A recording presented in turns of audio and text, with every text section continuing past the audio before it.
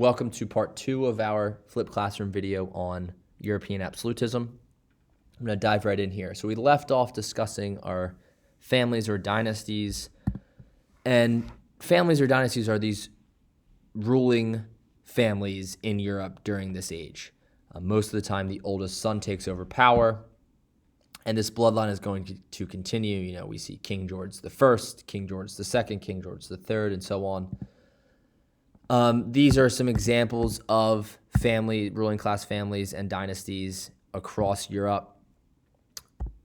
England, there's the Tudor family who rules for over 120 years. The Bourbons in France and Spain. The Habsburgs in Austria and Spain, and the Holy Roman Empire. In Prussia, we see the Hohenzollerns.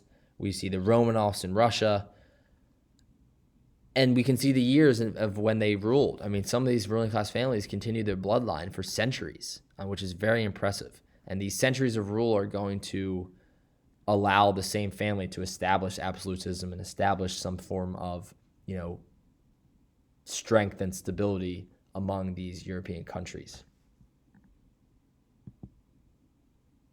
So we're going to dive into some specifics of absolutism, first beginning with England. Now, England is an exception of absolutism. I want to start with them because they have the same government that they had in the 15th, 16th, 17th century. And that's not an absolute monarch, but what's called a constitutional monarch. And they wrote the Magna Carta in the 1200s, needing more of a shift of power from the king to the people. They have a parliament like Congress, and that's going to limit the power of the monarch and allow for a two-part system of government, one part constitution, one part king or queen. It's important to note in the 1600s, 1642 to 1651, the English fight what's called the English Civil War, and it's basically supporters of the king and supporters of Parliament, the Cavaliers versus the Roundheads. And what happens is supporters of Parliament are going to win, and I'm going to, bring the English Civil War, which is a very momentous time period in English history, down to just a few bullet points here. Supporters of Parliament are going to win. It's very bloody. And they're going to actually execute King Charles I and exile his son, King Charles II, who eventually will come back. Then they fight the Glorious Revolution in 1688, another overthrow of government here. They overthrow the Catholic King James II, and they're going to replace him with his Protestant daughter, Queen Mary. England is a predominantly Protestant community at this point, thanks to the Reformation with King Henry VIII. And Queen Mary is much more tolerant. And this is another huge deal in English history. So all of this, right, English Civil War, Glorious Revolution, the Magna Carta, having a parliament, is going to lead to England having this constitutional monarchy, which they still have today. Again, it's part king who controls the politics. Not as much today, more of a figurehead with Queen Elizabeth II. But Parliament and the Prime Minister are going to run basically the country. And all of this eventually leads to this constitutional monarchy. So they still have a monarchy, not a total absolute monarchy. But the king did have a lot of power in these cases, but more power was given back to the people thanks to these events during the 1600s. This is just a map. I'm going to show some maps of these images. Obviously, the British island here. This is their colonies around the New World. We see trading ports in Asia, in India, even in West Africa and South America. Obviously, this is important and eventually leads to the 13 colonies. But this is just a brief map of English colonies around the globe during the 16 and really 1700s. Next, we have France. The dates I have listed next to each country are basically the dates that the country is an absolute monarchy. Very, not very specific, just broad, but just, again, give you a timeline. We're talking about the late 1500s into the 1700s. And French absolutism really emerges during the 16th century and is established during the 17th. We still have Catholics and Protestants fighting in France during the French Wars of Religion, which we talked about in the late 1500s, which ends in that uneasy truce. and it gives some rights back to Protestants. But France, was a predominantly Catholic nation. France is going to emerge as one of the great countries in Europe during the age of absolutism, largely in part to their, strong leadership. They have a large economy. They have, colonies abroad. They have a large army, centralized government, strong economy. But lower classes are still struggling in France at this point. I think King Louis XIV, as I mentioned before, the Sun King, is the most famous example of an absolute monarch in French history.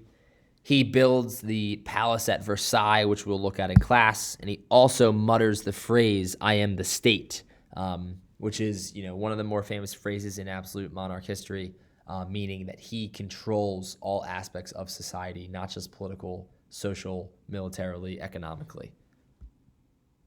So that is France. This is just an image briefly of the Palace of Versailles modern day. It actually starts out as a hunting lodge, and then this is where the monarchs of France live after King Louis XIV. And we're going to see some events unfold here during the French Revolution that are not going to be so great. But, one of the largest palaces, royal palaces of its time, great place to visit today, just not too many miles outside of Paris. This is the palace at Versailles. Here are some French colonies abroad. The light blue is, more the time period we're talking about. Dark blue becomes, obviously France is here. Dark blue in North Africa becomes later 18th century, 17th century, late 17th century. But they do have, an establishment in Canada thanks to some of those European explorers that we talked about. Next, we have Spain, 1516 to 1700. Spain is going to become rich thanks to the age of exploration from the colonies in the Americas with the gold and silver, spreading religion, God, gold, and glory. They don't have a lot of farmers in Spain at this point, so they're going to purchase a lot of foreign goods, also use foreign banks. This is going to cause a lot of inflation, which is a general rise in prices, and hurt the Spanish economy. Spain at this point is heavily and predominantly Catholic. They have a large army and a navy as well, but they're going to have to fight the Dutch revolt in the late 1500s, early 1600s, and the Dutch are eventually going to gain their independence. That's going to hurt them financially. They also are going to launch the Spanish Armada in 1588 against the British in an attempt to overthrow Queen Elizabeth I and her establishment of Protestantism. Being predominantly Catholic, Spain wants Europe to be Catholic. However, the Spanish are going to lose that, and England is going to remain Protestant. And then we're going to see a decline in the Spanish influence in Europe in the 1600s. We'll talk about some specifics of monarchs in our project coming up. King Philip is the best example of Spanish absolutism in the late 1500s, and then we see a slow decline of Spain. Obviously still a great country during this time period, but their economy is going to slow down because there's such a reliance on these foreign goods and, foreign wealth. Their colonies abroad, Spain obviously is here. They have parts of Italy. The Habsburgs are going to rule over this area here. And then we have, their colonies, which are huge, spanning into, modern-day Mexico, Colombia, Peru, into South America. Remember, during the Age of Exploration, they take over the Aztecs on the Mexican mainland and the Incas in South America. They're also going to control the Philippines here, which is going to lead to some problems a little bit later for them. But again, lots of foreign wealth in the colonies in the Americas for Spain.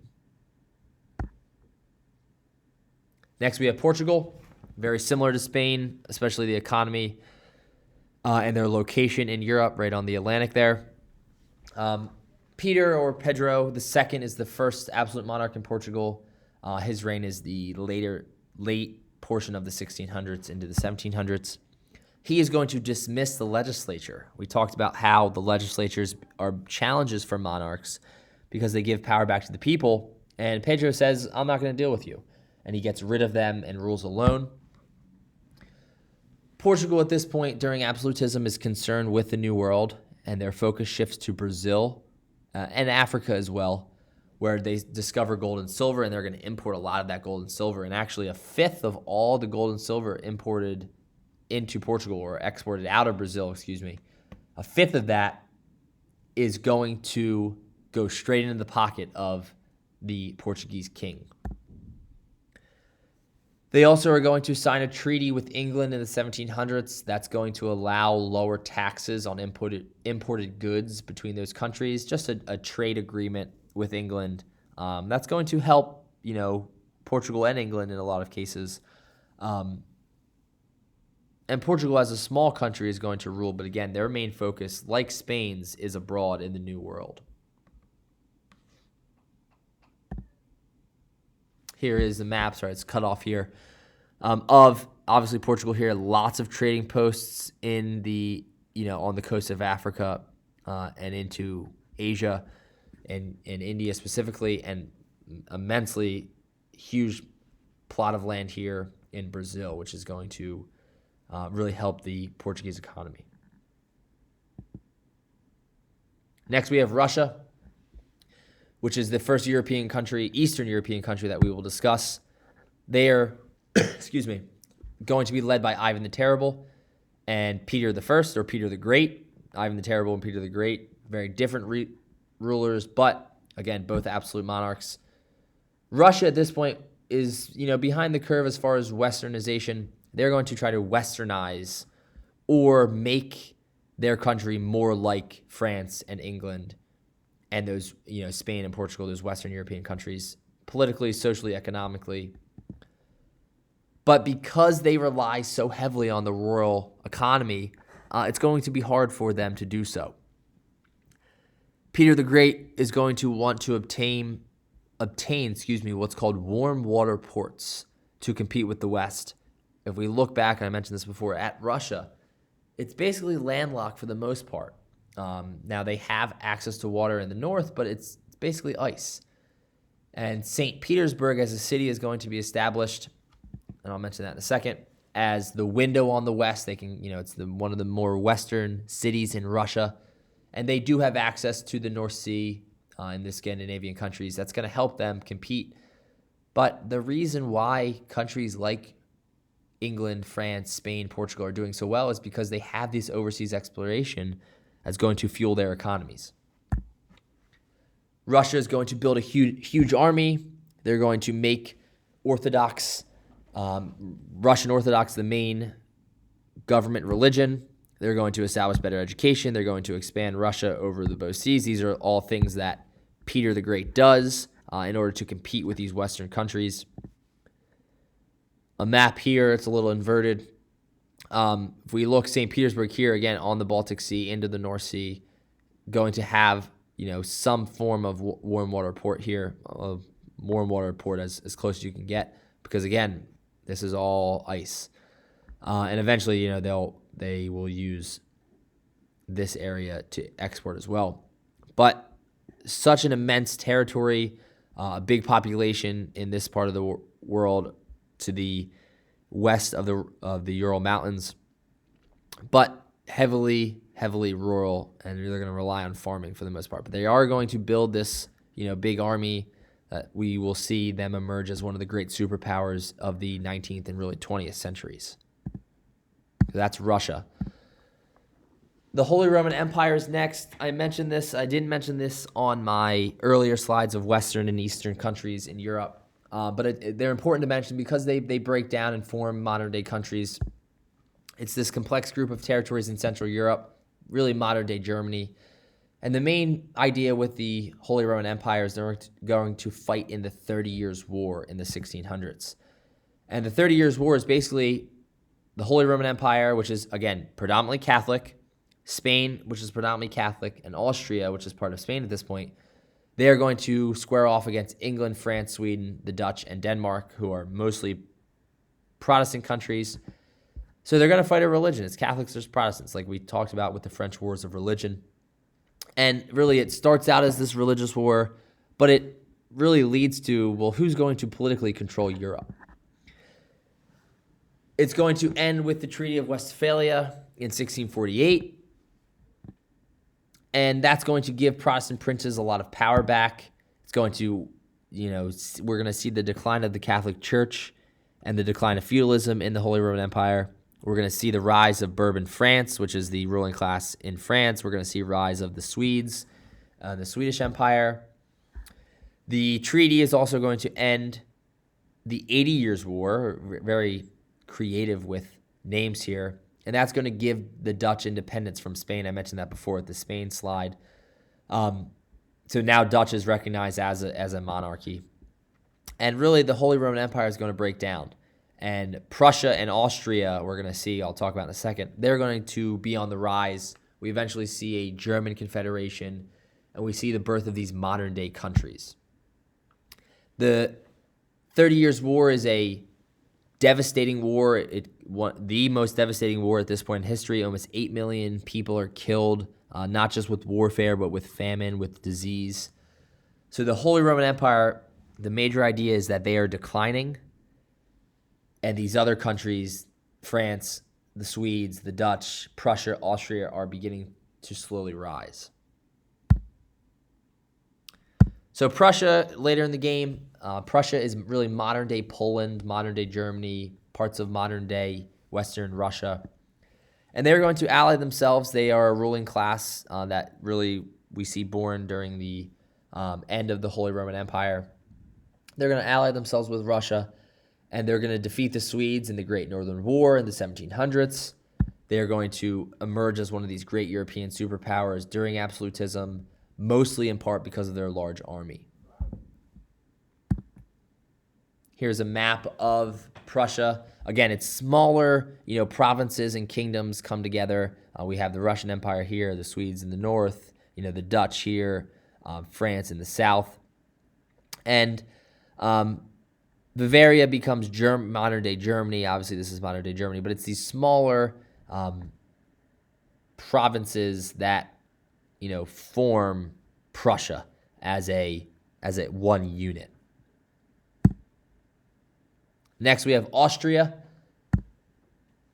Very similar to Prussia in this aspect, Central European power that emerges during absolutism. They are, I think it's important to note, they're going to become the third most populous empire in Europe behind England and Russia. And eventually they're going to join forces with Hungary to form the Austria-Hungary Empire, which we will see emerge as one of the, great, superpowers during World War I that fight alongside Germany. And again, now we're getting into the later 1800s here, the 19th century. But again, one of these greater European superpowers that emerges because of their, absolute monarchs. Here's a map of Austria. Again, Prussia is here. We have Russia, we have France, we have England, we have Spain, Portugal, parts of the Kingdom of Italy. And again, it's, a lot of smaller provinces that come together to form Austria and Hungary during this portion of absolutism in Europe. Last slide here, we have the results and effects of absolutism. So we're going to see the birth of these modern European countries. France, England, Spain, Russia. They're going to start to form, and those political boundaries are going to start to form. Modern governments are going to start to form. Yes, there are not a lot of monarchies left, but we are going to start to see, political independence from a lot of European countries. There's going to be a desire for monarchs to expand and explore. This is going to, continue our age of exploration discussion, using colonies to benefit their mother countries, gaining wealth, gaining influence, gaining power. We're going to see a desire for political freedom, which is going to start with these modern governments forming. We're going to see the birth of these revolts and uprises and wars and revolutions in Europe, not just because of these intellectual challenges, but this desire for political freedom as well. And that's going to set the stage for our next unit on the age of revolutions. We're going to study in depth the French and American Revolution. And people are tired of having to pay taxes. They're tired of the king reaping the benefits of exploration, of this economic stability, and they're going to eventually revolt against them. So these are some of the results and effects of absolutism. Again, Absolutism, kings of absolute power, they draw their power from God. Princes and nobles are going to challenge the belief of absolutism. They're going to challenge, the power that they have. We're going to see some strengths and weaknesses of absolutism. Yes, it's efficient. Yes, it can be, there's no debate. It can be stable. But again, not a lot of political freedom. All right, so these are some of the results and effects of absolutism. And that will end our flipped classroom on absolutism in Europe.